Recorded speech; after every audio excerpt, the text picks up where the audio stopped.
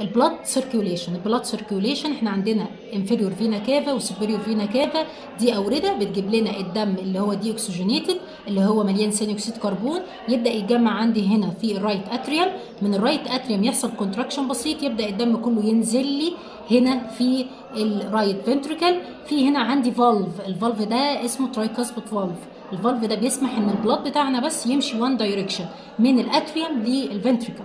طيب بعد كده يبدا الدم يتحرك من الفنتريكل هنا عن طريق عندنا البلمونري ارتري. البلمونري ارتري ده مهم جدا لان ده اللي هياخد الدم الدي اوكسجينيتد ده البلاد ده يوديه عندنا للتو لانج اللي عندنا ناحيه، عندنا لانج رايت وليفت.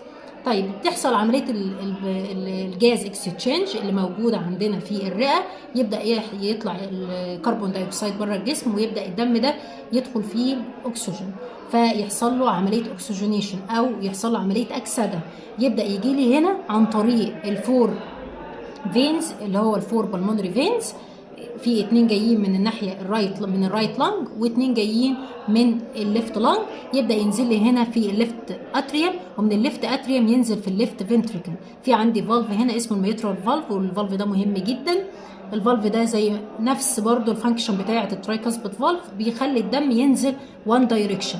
لما تحصل كونتراكشن للمصل بتاعه الهارت، الدم اللي هنا ده البلاد اللي هنا ده ما يرجعش تاني على الاتريوم، لو رجع يبقى هنا عندنا مشكله في الفالف ده. طيب نزل البلاد عندنا للليفت فنتريكل، هيبدا يطلع عندي على الاورطه. الاورطه ده اكبر شريان موجود في جسمنا، يبدا الاورطه يعمل عمليه توزيع للبلاد اللي هو فيه اكسجين لكل خلايا او لكل اجزاء جسمنا وكل الاعضاء، يحصل عمليه الميتابوليزم في الخلايا ويبدا الجسم ياخد الاكسجين، نرجع تاني برضو في كربون دايوكسيد نتيجه عمليه الميتابوليزم اللي بتحصل جوه الخليه بتاعتنا، يرجع نكرر السيركيوليشن دي تاني. مع كل هارت بيت بتحصل السيركيوليشن دي بشكل سنكرونايز جدا. وسبحان الله لو في اي مشكله في اي مكان في الهارت طبعا ده بيأثر لي على الهارت بيت بتاعه القلب.